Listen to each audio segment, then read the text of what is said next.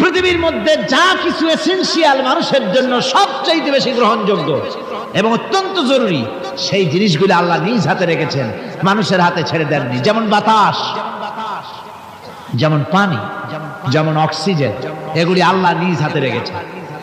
কার হাতে এগুলি? এগুলি যদি আল্লাহ মানুষের হাতে ছেড়ে দিতেন, তাহলে ক্ষমতায় গিয়ে বিরোধী দলকে বলতো অক্সিজেন দেওয়া যাবে না, আমার দলে আসো। বাতাস দেওয়া যাবে না, পানি দেওয়া যাবে না, মোটেও ক্ষমতা হাতে নাই। তাই চিৎকার মেরে বলেছে, ভাইয়ার আমার, বোনের আমার, ভাতে মারবো, পানিতে মারবো। ক্ষমতা মোটে নাই, তাই এই চিৎকার। আর যদি বাতাস, পানি, অক্সিজেনের মালিক যদি মানুষকে বানানো হতো, তাহলে অপর গোত্র, অপর দলের লোকদেরকে তারা পিছে শেষ করে দিছে। এই জন্য আল্লাহ পাক মানুষের অবস্থা জানেন। খুলিকাল ইনসানু দাঈফা, মানুষকে আসলে দুর্বল করে সৃষ্টি করা হয়েছে সকল দিক থেকে। তাই আইন তৈরি করার মতো এই বিরাট দায়িত্ব আল্লাহ মানুষের হাতে ছেড়ে দেননি। আইন তৈরি করেছেন আল্লাহ। কে তৈরি করেছেন? লোকেরা জিজ্ঞেস করেছিল, হে রাসূল, আইন তৈরি করার ব্যাপারে আমাদের কোনো অধিকার আছে কিনা, আমরাও কিছু সাজেশন দিতে পারি কিনা? আল্লাহ পাক শুনিয়ে দিলেন, কুল ইন্নাল আমরা কুল্লুহু লিল্লাহ, কুল ইন্নাল আমরা কুল্লুহু লিল্লাহ, বলে দাও একমাত্র আল্লাহর আইন চলবে। আল্লাহর আইনের ভিতরে আঙ্গুল ঢুকাবার অধিকার কারো নাই। জোরে বলেন সুবহানাল্লাহ। ব্যক্তির আইন, পরিবারের আইন, সমাজের আইন, রাষ্ট্রের আইন, জীবনের সব ক্ষেত্রে চলবে কেবলমাত্র আল্লাহ সুবহানাহু ওয়া তাআলা, তার বিধানই চলবে, মানুষেরটা চলতে পারে না। তবে মানুষ তাদের নিজস্ব জীবনযাত্রা প্রণালীতে কোনো নতুন কিছু করতে চাইলে তা করতে হবে কোরআনের আলোকেই, সুন্নাহর আলোকেই। যেহেতু গতকাল আমি বলেছি, কোরআনে কারীম কিন্তু আপনার কোরআনে কারীম সমস্ত নীতিমালার মূল নীতি হচ্ছে কোরআন। সমস্ত নীতিমালার মূল নীতি কোরআন। এখানে সব আছে। এখানে রাজনীতি, অর্থনীতি, সমাজনীতি, শ্রমনীতি, শিক্ষানীতি, যুদ্ধনীতি, বন্দিনীতি, স্বরাষ্ট্রনীতি, পররাষ্ট্রনীতি, সমস্ত গোষ্ঠী সুদ্ধা সব কোরআনের মধ্যে আছে। আল্লাহ বলেছেন, তিবিয়ানান লিকুল্লি শাই, সব কিছুর বর্ণনা কোরআনে কারীমের মধ্যে আমি করে দিয়েছি। খুলে খুলে কোরআনে কারীমের মধ্যে বলে দিয়েছি, কোনো জিনিস বাদ দেওয়া হয়নি। গতকাল বলেছিলাম, সেই পিঁপড়া থেকে শুরু করে হাতি পর্যন্ত, মাকড়সা থেকে শুরু করে মৌমাছি পর্যন্ত কোন জিনিস বাদ আছে? কর বলেন। পিঁপড়ার নামে সূরা আছে না? হাতির নামে সূরা আছে? মাকড়সার নামেও সূরা আছে, নাম কি? আনকাবুত। মৌমাছির নামেও সূরা আছে, নাম কি? মেয়ে লোকের নামেও সূরা আছে, কি নাম? সূরা নিসা। মানুষের নামে সূরা আছে, নাম কি? সূরা নাস। সব আছে। আবার পৃথিবীর মধ্যে লোহাকেও বাদ দেওয়া হয়নি কোরআন থেকে, যেহেতু লোহা হচ্ছে মানুষের জন্য সবচেয়ে বেশি প্রয়োজনীয় জিনিস। যদিও সোনার দাম বেশি, কিন্তু প্রয়োজনীয় বেশি লোহা, সেই জন্য লোহার দাম আল্লাহ কমায় রেখেছেন। লোহার উৎপাদন বেশি করে বাড়িয়ে দিয়েছেন। খনিজ দ্রব্য লোহা, আপনার খনিজের মধ্যে, খনির ভিতরে লোহা আল্লাহ পাক বেশি বেশি পয়দা করছেন সারা পৃথিবীতে, যাতে মানুষ এর দ্বারা উপকৃত হতে পারে। লোহা এত জরুরি মানুষের জন্য, এই লোহা না হলে আপনার আমার বক্তৃতা শুনতেই পেতেন না। এই লোহার মাধ্যমেই যাচ্ছে। আমার সামনে যে স্ট্যান্ড আছে, এটা লোহার তৈরি। তারপরে এর যে অ্যাম্পলিফায়ার আছে, সেখানে লোহা আছে। এর ইউনিটির ভিতরে লোহা আছে। আপনি যে কাপড় সেলাই করছেন, সেখানে লোহা আছে। সুই, আপনার কাগজপত্র ছাপতেছেন, সেখানেও লোহা আছে। আপনার সুই থেকে শুরু করে প্লেন পর্যন্ত, এমনকি আপনি যে খাবার দাবার উৎপাদন করেন জমিন থেকে, জমিন চাষ করেন, তাও কাঠ দিয়ে হতো না যদি লাঙ্গলের মাথায় লোহার ফলা না থাকতো। লোহার ব্যবহার পৃথিবীর সর্বত্র। সুবহানাল্লাহ, সুবহানাল্লাহ বলেন। সুতরাং লোহাকে বাদ দেওয়া হয়নি। কোরআনে কারীমে সব কথা বলে দেওয়া হয়েছে। সমস্ত কথা খুলে খুলে কোরআনে কারীমের মধ্যে আল্লাহ পাক স্পষ্ট করে বলে দিয়েছেন। আর বলেছেন, এই কোরআনের আইন মেনে এর উপরে যদি তোমরা জীবন চালাতে পারো, তাহলে কি হবে? আল্লাহ রাব্বুল আলামিন কোরআনে কারীমের মধ্যে পরিষ্কার করে বলে দিয়েছেন, কোরআনের আইন মেনে যদি চলো, আমার উপরে যদি ঈমান আনো, আর আমাকে ভয় করার নীতি যদি অবলম্বন করে চলো, ওয়ালাউ আন্না আহলাল কুরা আমানু ওয়াত্তাকাউ লাফাতাহনা আলাইহিম বারাকাতিন মিনাস সামাই ওয়াল আরদ। জনপদের লোকেরা, দেশের লোকেরা যদি আমার উপর ঈমান আনে আর আমাকে ভয় করার নীতি যদি অবলম্বন করে চলে, আল্লাহ পাক বলেছেন তাহলে আমি আকাশ এবং জমিনের সব বরকতের দরজা ওদের জন্য খুলে দেব।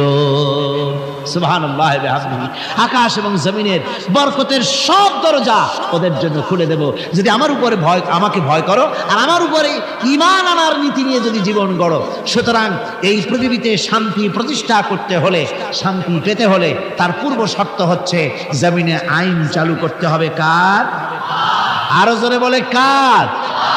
আল্লাহ রাব্বুল আলামিনের এই আইন পৃথিবীর বুকে চালু করার কারণেই জনাবে মুহাম্মদুর রাসূলুল্লাহ সাল্লাল্লাহু আলাইহি ওয়াসাল্লাম এমন এক সমাজ কায়েম করেছিলেন যেখানে চুরি ছিল না, ডাকাতি ছিল না, জেনা ছিল না, ব্যভিচার ছিল না।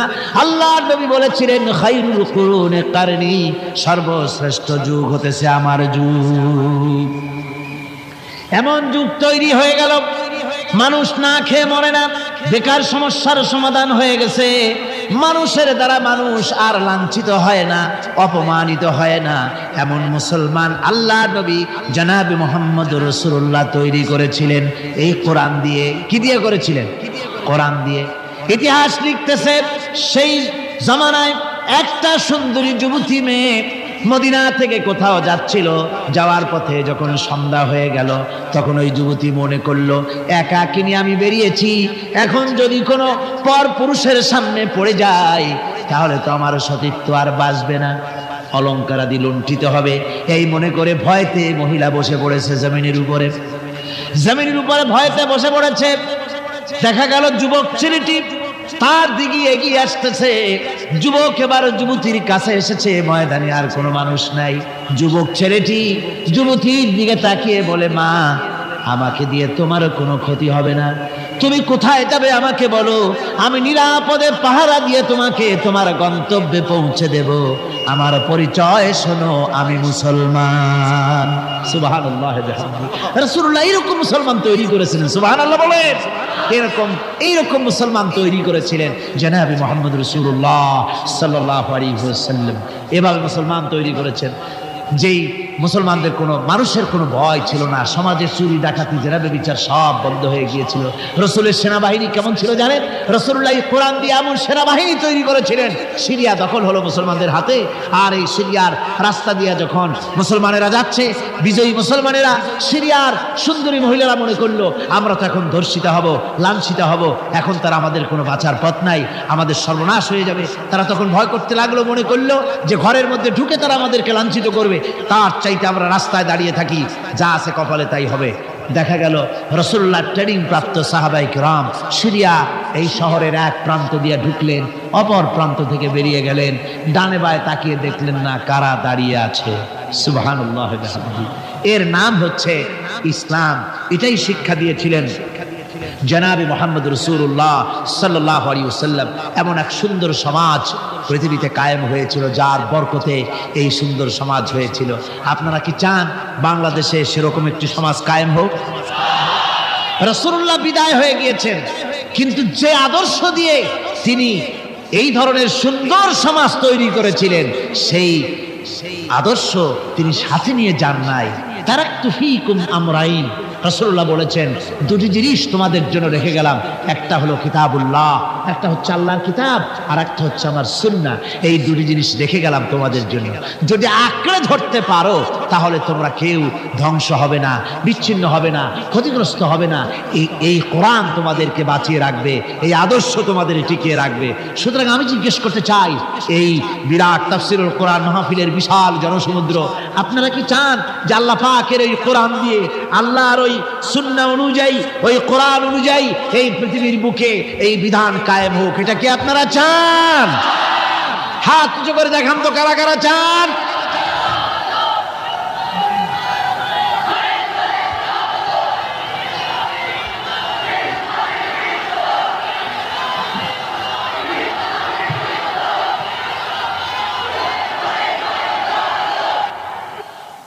সুতরাং কোরআনে কারীমের আজকের যে জায়গা থেকে আমি আলোচনা করতেছিলাম, সেখানে পরিষ্কার কথা বলে দেওয়া হয়েছে যে পৃথিবীতে নবী আগমন এজন্য শুধু নয় যে আপনাদেরকে আমাদেরকে শুধুমাত্র কিছু জামা কাপড় আর কিছু সুন্নতের কিছু ট্রেনিং তিনি দিবেন, এতটুকু নয়। নবীর আগমন ঘটেছে একেবারে মাথার চুল, হাতের নখ কাটা থেকে শুরু করে রাষ্ট্র পরিচালনা পর্যন্ত সব শিখাবেন নবী। সব কে শিখাবেন? নবী শিখাই দিবেন সবকিছু, কোনো কিছু বাদ থাকবে না। আর মানুষের তৈরি করা মতবাদ প্রতিষ্ঠিত থাকবে না, প্রতিষ্ঠিত হবে আল্লাহর আইন। প্রতিষ্ঠিত হবে কার আইন? আল্লাহ রাব্বুল আলামিন বলছেন, হুয়াল্লাযী আরসালা রাসূলাহু বিল হুদা ওয়া দীনিল হক লিইয়ুযহিরাহু আলা দ্বীনি কুল্লি।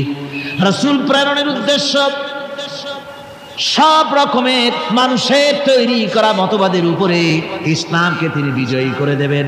নবী বিদায় হয়ে গেছেন, আল্লাহর নবী, তিনি এই আদর্শ তাকে যে কারণে পাঠানো হয়েছিল সেই কারণে তিনি সফল হয়েছিলেন কিনা বলুন? কি বলেন, সফল কিনা? পরিপূর্ণ সফল। মুহাম্মদ সাল্লাল্লাহু আলাইহি সাল্লাম রাষ্ট্র পরিচালনা করেছেন, নিজে প্রেসিডেন্ট হয়েছেন, রাষ্ট্র পরিচালনা করে ইসলামী রাষ্ট্র গঠন করে তারা প্রেসিডেন্ট হয়ে রাষ্ট্র পরিচালনা করে দুনিয়ার মানুষকে তিনি দেখায় গেছেন। সুবহানাল্লাহ ওয়া বিহামদিহি। রাসূল বিদায়ের পরে এ দায়িত্ব কাদের এখন? মুসলমানদের। জোরে বলেন, এ দায়িত্ব কাদের? এ দায়িত্ব আজ মুসলমানদের। আমরা কি সে দায়িত্ব পালন করছি? না, পরিপূর্ণরূপে সে দায়িত্ব আমরা পালন করছি না। আমরা দায় সারা গোছের কাজ করে যাচ্ছি, আমরা দায় সারা গোছের কাজ করে যাচ্ছি। আমরা দুনিয়ার সকল মতবাদের সাথে সম্পর্ক রাখি, ইসলামের সাথেও রেখে গতকাল যে আলোচনা করেছিলাম, খানিকটা মুনাফিকি আচরণ করে যাচ্ছি। কথা ঠিক কিনা? খানিকটা মুনাফিকি আচরণ করে যাচ্ছি। আমাদেরকে স্পষ্টভাবে ইসলামের ময়দানে আসতে হবে। আজকে বলেন আপনারা, আমার দেশের কোর্ট কাছারিতে আল্লাহ বলছেন আমার দ্বীন প্রতিষ্ঠা হবে, আমার দেওয়া জীবন ব্যবস্থা প্রতিষ্ঠিত হবে সকল মতবাদের উপরে। তাহলে বলেন, আমাদের কোর্ট কাছারিতে যে বিচার হয়, ফায়সালা হয়, তা কি এই কোরআন অনুযায়ী হয়? আমার দেশের চোরের শাস্তি কি কোরআন অনুযায়ী হয়? জেনাকারের শাস্তি কি কোরআন অনুযায়ী হয়? মদখোরের শাস্তি, ডাকাতের শাস্তি, হত্যাকারীর শাস্তি কি কোরআন অনুযায়ী হয়? হয় না। আমার দেশের বিচার ফায়সালা, আমার দেশের আইন ও কানুন, আমাদের দেশের শিক্ষা ভবন, আমাদের দেশের সেক্রেটারিয়েট, আমাদের দেশের বঙ্গভবন, আমাদের দেশের কলেজ, ইউনিভার্সিটি, অফিস, আদালত, কল কারখানা, কোথাও কোরআনের পূর্ণাঙ্গ আইন মেনে চালানো হয় না। এরপরেও যদি আমরা নিজেদেরকে খাঁটি মুসলমান বলে দাবি করি, হ্যাঁ করতে পারি, মুখ যখন আছে করতে পারি, কিন্তু আল্লাহর কাছে খাঁটি মুসলমান হিসেবে বিবেচিত হব কিনা চিন্তা করার যথেষ্ট অবকাশ রয়েছে। ঠিক কিনা? কর ভেবে দেখতে হবে, ভেবে দেখতে হবে। সাহাবায়ে কেরাম কেন মার খেলেন? কেন মার খেলেন আল্লাহর পয়গম্বরেরা? চিন্তা করার কারণ আছে। যতই বলি নবীওয়ালা কাম করছি, যতই বলি জান্নাতের কাজ করছি, তাহলে জান্নাতের কাজ আপনি করছেন, নবীওয়ালা কাম করছেন, তাহলে আপনার সামনে, নবীদের সামনে যেসব স্টেশন এসছে সে স্টেশন আসে না কেন? আপনি যাবেন চট্টগ্রাম থেকে ঢাকা যাওয়ার জন্য ট্রেনের টিকিট করেছেন, টিকিট করে ট্রেনে উঠেছেন, স্টেশন আসা উচিত ঢাকার দিকে, আখাউড়া, তারপরে কি বলে লাকসাম, কুমিল্লা, ফেনী, এই স্টেশন যদি আসে তাহলে বোঝা যাবে ট্রেন কোথায় যাচ্ছে, ঢাকার দিকে। কিন্তু টিকিট করেছেন ঢাকার, উঠেছেন ট্রেনে, এবার স্টেশন আসতেছে শ্রীমঙ্গল, স্টেশন আসছে কুলাউড়া, স্টেশন আসতেছে ফেঞ্চুগঞ্জ, তাহলে কি বুঝতে হবে কোথায় যায়? একেবারে উল্টা, সিলেটের দিকে ট্রেন চালু হয়ে গেছে। কাজী আপনার কাজ যদি সত্যি নবীওয়ালা হয়, সত্যি ইসলামের উপরে ভিত্তি করে হয়, তাহলে স্টেশন আসবে আবু জাহাল, স্টেশন আসবে আবু লাহাব, আসবে উতবা, আসবে মুগীরা, আসবে হিন্দা, আসবে উহুদ, আসবে বদর, আসবে ফাতে মক্কা। যদি এই সব স্টেশন না আসে এসব স্টেশনের পরিবর্তে আসে কমলা, আঙ্গুর, বেদানা, হাদিয়া, নজরানা, তাহলে বুঝতে হবে ট্রেন ঠিক মতো যাচ্ছে না। টিকিট করছেন ঠিক, ট্রেনে উঠছেন ঠিক, কিন্তু আপনার ইচ্ছে মতো গন্তব্যে ট্রেনটা যাচ্ছে না। আচ্ছা, এখন কি করবেন? আপনার ইচ্ছা যাবেন মদিনায়। কোথায় যাবেন? মদিনায়। গাড়িতে উঠেছেন, এবার এ গাড়ি মদিনার দিকে যাওয়ার জন্য যেসব স্টেশন আসা উচিত সে স্টেশন আসতেছে না, স্টেশন আছে উল্টা। এখন আপনি করবেন কি? স্টেশন আসতেছে মস্কো দিয়ে যাওয়ার, স্টেশন আসতেছে আমেরিকা দিকে যাবার স্টেশন। এখন আপনি কি করবেন? আপনি যদি আপনার সিটে বসে ড্রাইভারকে গালাগালি করেন তাতে কোনো ফায়দা হবে? আপনি যদি আপনার সিটে বসে রাগ করে নিজের চুল আর দাড়ি টানিয়ে টানিয়ে ছেড়েন, যাবো আমি মদিনায়, নিয়ে যায় আমারে মস্কো, কি সর্বনাশ, এ যদি রাগ করে দাড়ি চুল ছেড়েন তাতে কোনো ফায়দা হবে? তারপরে রাগ করে নিজের সিটটা যেদিকে ট্রেন যাচ্ছে ওদিক থেকে ঘুরাইয়া পিছনের দিকে দিয়ে দিলেন, তাতে কোনো লাভ হবে? কিসে লাভ হবে? লাভ হবে চেইন পুল করতে হবে, গাড়ির চেন টানতে হবে, গাড়ি ঝাঁকুনি খেয়ে দাঁড়ায় যাবে। ড্রাইভারকে বলতে হবে, বেটা এই গাড়ি 95% যাত্রী মদিনার, আর তুমি নিয়ে চলেছো গাড়িকে দিল্লির দিকে, নিয়ে চলেছ পেন্টাগনের দিকে, গাড়ি ফিরাও। যদি যাত্রীর অধিকাংশ যাত্রীদের দাবি অনুযায়ী গাড়ি যদি না ফিরায়, তাহলে 2 নম্বরের কাজ হলো যাত্রীদেরকে ইঞ্জিনে যে দখল করে আছে যে ড্রাইভার, তাকে কিকড আউট করে দিয়ে ইঞ্জিন নিজের দখলে এনে একদম মদিনার দিকে ঘুরিয়ে দেওয়া, এটাই হলো একমাত্র পথ।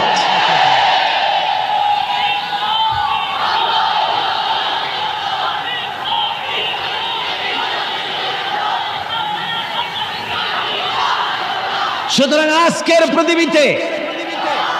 আজকের পৃথিবীতে দেশে দেশে মুসলমানের ইসলাম চায়।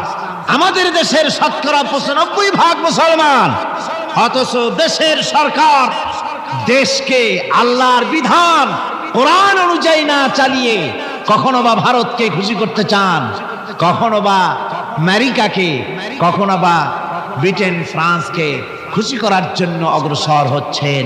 এজন্য গোটা জাতির ঐক্যবদ্ধ প্রচেষ্টা চালানো দরকার। যে জন্য নবীরা এসেছেন সেই উদ্দেশ্যে নিজেকে প্রস্তুত করা। কথা বুঝতে পেরেছেন? নিজেদেরকে প্রস্তুত করতে হবে। অনুরোধ বিনুরোধে কাজ হবে না। গতকাল বললাম, একটা নাস্তিক কমিউনিস্টের প্রচার করা উঠান নামক নাটকটি, যেটা রয়েছে সম্পূর্ণ ইসলাম বিদ্বেষী, কোরআন বিদ্বেষী, ওই নাটক প্রচার করলে সরকারকে আমরা মনে করব মুনাফিকির রোগে পেয়েছে। বলছিলাম কাজ, আজকে খবর পেলাম, আমাকে একজন বলেছেন আজকে রাতেই নাকি সেই বন্ধ করা নাটক আবার চালু হয়েছে। তাহলে কি বুঝলাম? আমরা বুঝতে বাধ্য হলাম এ সরকার নিজে চলে না, ভারত চালায়। সরকার আজ ভারতের গোলামে পরিণত হওয়ার প্রচেষ্টা চালাচ্ছে। এর অবস্থা শুভ হবে না জাতির জন্য। এ অবস্থা শুভ হবে বলুন? আদৌ শুভ হবে না। সরকারকে বলতে চাই, কোরআনের মাহফিল থেকে সরকারকে জানাতে চাই, ভারতের চাইতে আল্লাহরে বেশি ভয় করুন। কারে বেশি ভয় করতে হবে? ওই ভারতের বাবার ক্ষমতা নাই। আল্লাহ যদি ক্ষমতা ছিনায় নেওয়ার ইচ্ছে করেন, তারপরে এক মুহূর্ত তোমাদেরকে টিকিয়ে রাখা পারবে ভারত? পারবে আমেরিকা? কেউ পারবে? কেউ পারবে না। সুতরাং ভারতকে ভয় নয়, ভয় করতে হবে আল্লাহকে। কাকে ভয় করতে হবে? সে আল্লাহ রাব্বুল আলামিনকে ভয় করে এগিয়ে আসতে হবে। আমরা সরকারকে, যে কোনো সরকার যখনই এসেছে, কোরআনে কারীমের মাহফিল থেকে আমরা তাদেরকে সতর্ক করেছি, ঠিক না? বিগত 14 বছরের ইতিহাস, এই তাফসীরুল কোরআন মাহফিলের 14 বছরের ইতিহাস, হাজার হাজার অডিও ভিডিও ক্যাসেট সাক্ষী। কোরআনে কারীমের আলোকে সরকারকে আমরা গঠনমূলক সমালোচনা করেছি। আমরা কখনো ডিস্ট্রাকটিভ সমালোচনা করি নাই, কনস্ট্রাকটিভ সমালোচনা করেছি, ঠিক না? আমরা চাই যারা ক্ষমতায় আছে তারা ইসলামের বিধান অনুযায়ী, দেশের শতকরা ৯৫% জনতার মন মানসিকতা অনুযায়ী দেশ পরিচালনা করুন। যদি না পারেন, ব্যর্থ হন, তাহলে অশান্তি, আল্লাহর গজব অপেক্ষা করছে। যে গজবে অতীতের লোকেরা ভুগেছে, সেই গজব অপেক্ষা করছে। ঠিক কিনা? কোরআনে কারীমের এত বড় বিশাল মাহফিল, এই মাহফিলে শরীক হতে পেরে আমরা ধন্য। আমরা আল্লাহর কাছে শুকর আদায় করি, সকলে বলি আলহামদুলিল্লাহ। মহব্বতের সাথে জোরে সোরে সবাই পড়েন আলহামদুলিল্লাহ। কোরআনে কারীমের আলোচনা শোনার জন্য আপনারা যেভাবে এসেছেন, আগামীকালও এবং আরো কয়দিন আছে? 3 দিন, একদিন একদিন করে নিয়ামতের দিনগুলি ফুরিয়ে যাচ্ছে। আপনারা আপনাদের বন্ধু বান্ধবদের সকলকে দাওয়াত দিয়ে নিয়ে আসবেন। এ মাহফিল এমনই এক বরকতপূর্ণ মাহফিল যে বাংলাদেশের অনেকগুলি জেলা থেকে এই শীতের প্রচণ্ডতা উপেক্ষা করে, পকেটের পয়সা খরচ করে কোরআনে কারীমের এই তাফসীর শোনার জন্য এ মাহফিলে হাজির হয়। সবাই বলেন আলহামদুলিল্লাহ। এই বরকত থেকে মাহরুম হবেন না। আপনারা সবাইকে ডেকে ডেকে নিয়ে আসবেন। আর আসার সময় আপনারা বাসে, ট্রাকে অথবা পায়ে হেঁটে যেমনি আসবেন, আসার সময় মিছিল করে করে আসবেন, যাওয়ার সময় মিছিলের আকারে যাবেন, যাতে করে যারা হিংসুক আছে, এই মাহফিল যাদের বরদাস্ত হয় না, তারা কিন্তু সুযোগ পেলে ফাঁকে ফোঁকে আঘাত হানতে পারে। গত বছর, তার আগের বছর এসব দুষ্টামি তারা করেছে। ঠিক কিনা? ওদের চরিত্র বিশ্বাস করা যায় না। নিজেরা নিজেরা মারামারি করে অন্যের উপরে দোষটা চাপায় দেয়। ও, তাহলে আমার আর কিছু বলা লাগবে না, বুঝিয়ে ফেলছে। মাশাআল্লাহ। আমি আপনাদের খেদমতে আরজ করছি যে এদের চরিত্রই এইটা, এদের চরিত্রই এটি। সুতরাং আপনারা যাবেন মিছিল সহকারে। কি সহকারে যাবেন? আসবেনও মিছিল সহকারে, যাবেনও মিছিল সহকারে। কোনো আজে বাজে উস্কানিমূলক স্লোগান দেওয়ার কোনো প্রয়োজন নাই। আসতেছেন তো কোরআনের মাহফিলে, স্লোগান হবে নারায়ে তাকবীর, আল্লাহু আকবার, আল কোরআনের আলো ঘরে ঘরে জালো, আল হাদিসের আলো ঘরে ঘরে জালো। তা না হলে পরে আবার আর একটা সুযোগ থাকে, ফেতনাবাজ যারা, ওরা তো আর সহজে ছাড়ে না। তারা কয় যে আল কোরআনের আলো, এই স্লোগানই তারা দেয়, তার মানেই ওরা হাদিস মানে না। বুঝলেন? যারা সুবিধাবাদী, সুযোগ সন্ধানী, তারা এই ধরনের খুঁতটুত কোনো জায়গায় পাইলে, সেই জন্য স্লোগান, আমরা তো কোরআন, আমরা মুসলমান, আমরা কি মুসলমান, কোরআন হাদিসের জন্যই আমরা সংগ্রাম করি। কাজী আল হাদিসের আলো, আল কোরআনের আলো ঘরে ঘরে জালো। বিপ্লব, বিপ্লব, ইসলাম ছাড়া অন্য কিছু, বাস এই কয়টা স্লোগান দিয়ে দিয়ে যাবেন আর আসবেন। জোরে সোরে মোহব্বতের সাথে সবাই পড়েন আলহামদুলিল্লাহ। আপনারা সেই আসরের নামাজের পর থেকে দূর দূরান্ত থেকে এখানে এসেছেন। এখন আজকে বেশ ঠান্ডা হাওয়া প্রবাহিত হচ্ছে। যদিও আমার সামনে আলোচনা লম্বা ছিল, কিন্তু সেই লম্বা আলোচনা করতে আমি সাহস পাচ্ছি না। আমি সংক্ষেপে আজকের আলোচনা সেরে দেব ইনশাআল্লাহ। আজকে সূরাতুল ফুরকান, যেখান থেকে আমরা আলোচনা করেছি গত 3 দিন, সেই আলোচনা আপনাদের সামনে আজকে করা হচ্ছে এর 3য় রুকু থেকে। এই আলোচনার ভেতরে একটি ধারাবাহিকতা কাজ করেছে। আজকে যেখান থেকে আমরা আলোচনা করব, এখানেও সেই প্রথম দিন যে কথা আমি বলেছি, আবহমান কাল থেকে শুরু করে ইসলামের বিরুদ্ধে, কোরআনের বিরুদ্ধে, রাসূলের বিরুদ্ধে, তাওহীদের বিরুদ্ধে বিভিন্ন রকমের সন্দেহ, সংশয় ইত্যাদি সব সময় সৃষ্টি করে রাখা হতো। এবং কাফেরেরা নতুন নতুন ধরনের অনেক কথাবার্তা তারা বলতো, যে সমস্ত কথা আসলেই কোনো যুক্তির ধোপে টেকে না। এসব কথা বলে তাদের মূল উদ্দেশ্য ছিল জনগণকে কোরআন থেকে, ইসলাম থেকে, রাসূল থেকে, তাওহীদ থেকে দূরে সরিয়ে রাখা। কিন্তু তাদের এই হাজারো প্রচেষ্টা এই হাজারো প্রচেষ্টা কোনো কাজে লাগেনি। আল্লাহ পাক তার দ্বীনকে, তার কোরআনকে চালু রেখেছেন। আজকে যেখান থেকে আমরা আলোচনা শুরু করব সেখানে ওই কথাগুলি বিধৃত হয়েছে। আমরা শয়তানের ওয়াসওয়াসা থেকে আল্লাহর কাছে পানাহ চেয়ে নিয়ে তারপরে শুরু করতে চাই। সবাই পড়েন আমার সাথে। আউযু বিল্লাহি মিনাশ শাইতানির রাজীম। বিসমিল্লাহির রাহমানির রাহিম। وقال الذين لا يرجون لقاءنا لولا أنزل علينا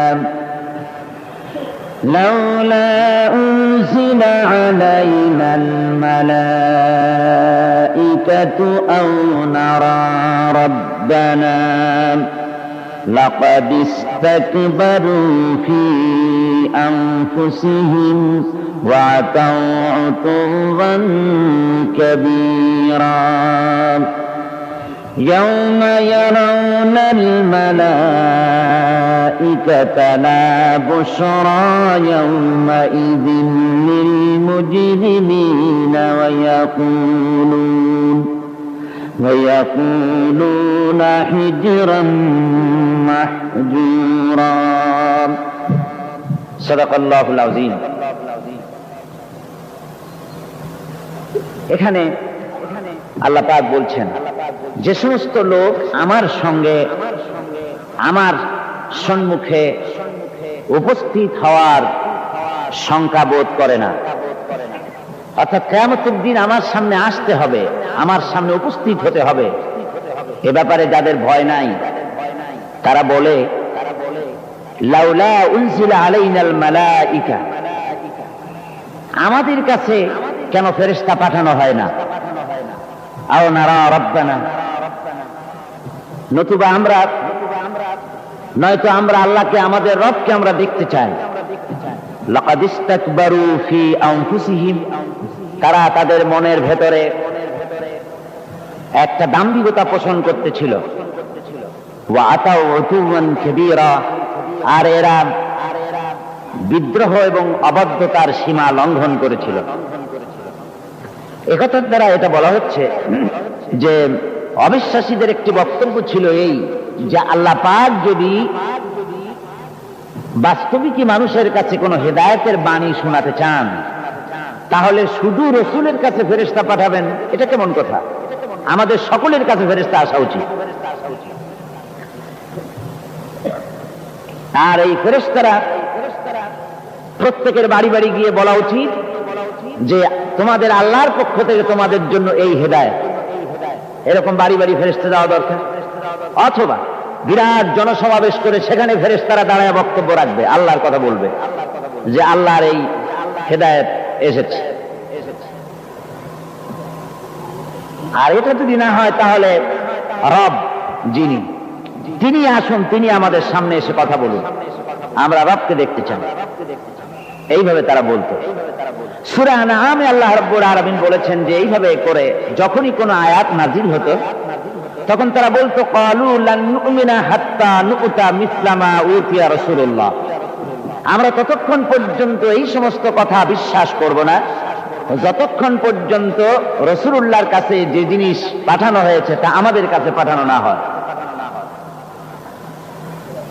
অর্থাৎ আল্লাহ নিজেই আসবেন এবং আল্লাহ নিজে এসে বলবেন যে বান্দারা, তোমাদের নিকট আমার আবেদন এই, এইভাবে আল্লাহ এসে নিজেই আমাদের সামনে এই ধরনের কথা বলা দরকার। অবিশ্বাসীদের এই সমস্ত কথার জবাবে আল্লাহ রাব্বুল আলামিন বলছেন, ওয়ালাউ নাযালনা আলাইকা কিতাবান ফি কিরতাসিন ফালামাসুহু বিআইদিহিম। আল্লাহ রাব্বুল আলামিন বলেন, আমি যদি আপনার প্রতি ওহীর আকারে কিতাব নাজিল না করে যদি কাগজে লেখা কোরআন শরীফ কাগজে লেখা কিতাব যদি নাজিল করে দিতাম, এমনকি তারা যদি তা স্পর্শ করেও দেখত, তাহলে তারা কি বলতো? লাকালাল্লাযীনা কাফারু ইন হাযা ইল্লা সিহরুম মুবিন। ওরা স্পর্শ করে এই কিতাবকে তারপরে বলতো যে এটা হচ্ছে একটা স্পষ্ট জাদু, তারা এটাকে জাদু বলে ঘোষণা করে দিত। সুতরাং এই সমস্ত কথা বলে তারা আসলে কোরআন থেকে নিজেরাও দূরে থাকতে চায় এবং অন্যদেরকেও দূরে রাখতে চায়। তারা বলে, আল্লাহ রাব্বুল আলামিন বলছেন, ইয়াউমা ইয়ারাউনাল মালাইকাতা লা বুশরা ইয়াউমা ইযিল লিল মুজরিমিন। যেদিন আসলে তারা ফেরেশতা দেখবে, যেদিন তারা আসলে ফেরেশতা দেখতে পারবে, সেদিনটা অপরাধীদের জন্য কোনো সুসংবাদের দিন হবে না। ফেরেশতা যেদিন তারা দেখতেই পারবে, ইয়াকুলুনা হিজরাম মাহজুরা, সেদিন তারা চিৎকার মেরে বলবে আল্লাহ আশ্রয় চাই, এভাবে চিৎকার মারতে থাকবে যেদিন সত্যি ফেরেশতা দেখবে। وَقَدِمْنَا إِلَى مَا عَمِلُوا مِنْ عَمَلٍ فَجَعَلْنَاهُ هَبَاءً مَنْثُورًا। আর আমি তাদের সমস্ত কৃতকর্ম আমলগুলিকে সব ধূলিকণার মতো উড়িয়ে দেব। আসহাবুল জান্নাতি ইয়াওমাইযিন খায়রুম মুস্তাকাররান ওয়া আহসানু মাকিলা। সেদিন হাসরের ময়দানে জান্নাত এবং জাহান্নামীদের অবস্থা একরকম হবে না। যারা জান্নাতের অধিকারী হবে তারা উত্তম জায়গায় অবস্থান করবে, কল্যাণজনক জায়গায় অবস্থান করবে এবং দ্বিপ্রহরে সময় কাটাবার জন্য তারা উত্তম স্থান লাভ করবে। অর্থাৎ জাহান্নামীরা আর জান্নাতীরা কিয়ামতের দিন তাদের এক অবস্থা হবে না। ওই প্রচন্ড রৌদ্রের তাপে জাহান্নামীদের কষ্ট হবে ঠিকই, কিন্তু জান্নাতীদের কোনো কষ্ট হবে না। সুবহানাল্লাহ ওয়া বিহামদিহি। আল্লাহ ربنا ظلمنا أنفسنا وإن لم تغفر لنا وترحمنا لنكونن من الخاسرين ربنا لا تزغ قلوبنا بعد إذ هديتنا وهب لنا من لدنك رحمة إنك أنت الوهاب। أي الله تعالى হাজার হাজার মুসলমান নরনারী ঠান্ডাকে উপেক্ষা করে তোমার দ্বীনের কথা শোনার জন্য, কোরআনে কারীমের কথা শোনার জন্য এই মাঠে এসে হাজির হয়েছে। আল্লাহ তুমি দয়া করে মেহেরবানি করে আলোচনার সওয়াবটুকু হুজুরে পুরনূর সাল্লাল্লাহু আলাইহি ওয়াসাল্লামের রূহ মুবারকে পৌঁছে দাও। রব্বুল আলামিন, আমাদের মধ্য থেকে যাদের মা বাপ দুনিয়া থেকে জনমের মতো বিদায় হয়ে গেছে, আল্লাহ কবরে যদি আযাব থাকে দয়া করে আযাব মাফ করে দাও। আল্লাহ আমাদের মা বাপের উপরে তোমার রহমত নাজিল করো। রব্বিরহামহুমা কামা রাব্বায়ানি সগীরা, রব্বিরহামহুমা কামা রাব্বায়ানি সগীরা। হে আল্লাহ রাব্বুল আলামিন, এই মাহফিলে যত লোক আছি আমরা, কার কোন ব্যাধি আছে, রোগ আছে, আমরা তুমি ভালো করে জানো। আমাদের প্রত্যেকের ব্যাধিকে তুমি শিফায়ে আজলা দান করে দাও। اللهم حبب إلينا الإيمان وزينه في قلوبنا وكره إلينا الكفر والفسوق والعصيان واجعلنا من الراشدين ربنا تقبل منا إنك أنت السميع العليم وتب علينا إنك أنت التواب الرحيم سبحان ربك رب العزة عما يصفون وسلام على المرسلين الحمد لله رب العالمين. وجعل